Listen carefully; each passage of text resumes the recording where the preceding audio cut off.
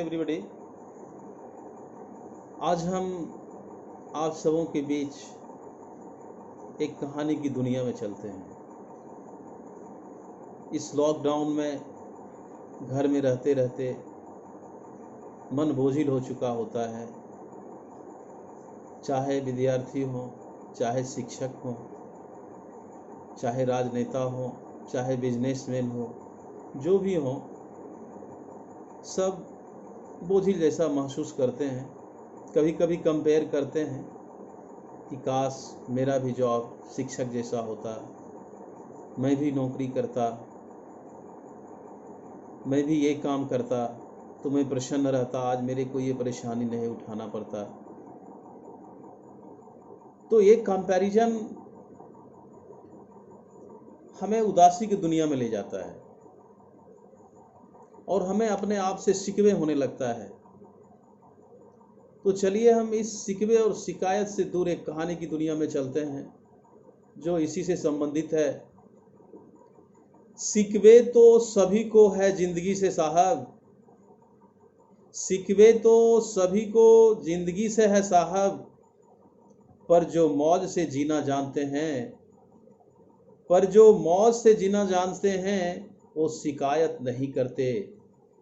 जीवन में कभी किसी से अपनी तुलना मत क्या करो यारों, जीवन में कभी किसी से अपनी तुलना मत क्या करो यारों, आप जैसे हैं सर्वश्रेष्ठ हैं, ईश्वर की हर रचना अपने आप में सबसे उत्तम है और अद्भुत है। तो चलिए हम एक कहानी के द्वारा इसे प्रूव करने का प्रयास करेंगे, सिद्ध करने का प्रयास करेंगे। एक बार एक मोर था जो बहुत सुंदर था, उसके पंख बेहद खूबसूरत थे। एक दिन खूब झमाझम बारिश हुई और मोर नाचने लगा। नाचते ही वह अपनी खूबसूरती को निहार रहा था, पर अचानक उसका ध्यान उसकी आवाज पर गया जो कि बेहद बेसुरा और कठोर था। इस बात का एहसास होते ही वह बेहद उदास हो गया और उसकी आंखों में आंसू आ गए। तभी अचानक उसे एक कोयल गाती हुई सुनाई दी। कोयल की मधुर आवाज को सुनकर मोर को उसकी कमी एक बार फिर एहसास हुआ।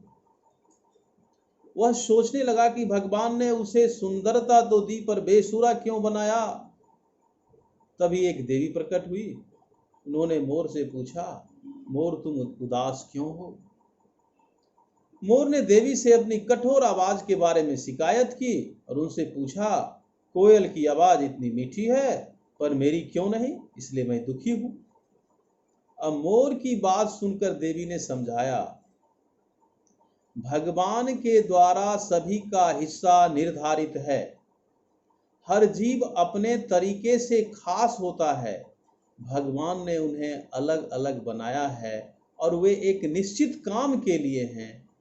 उन्होंने मोर को सुंदरता दी, शेर को ताकत और कोयल को मीठी आवाज।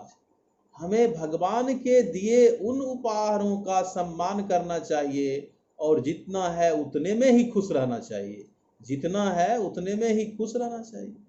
देवी की बात सुनकर मोर समझ गया कि दूसरे से तुलना नहीं करनी चाहिए, बल्कि खुद के हुनर पर सराहना करनी चाहिए और उसे निखारना चाहिए। मोर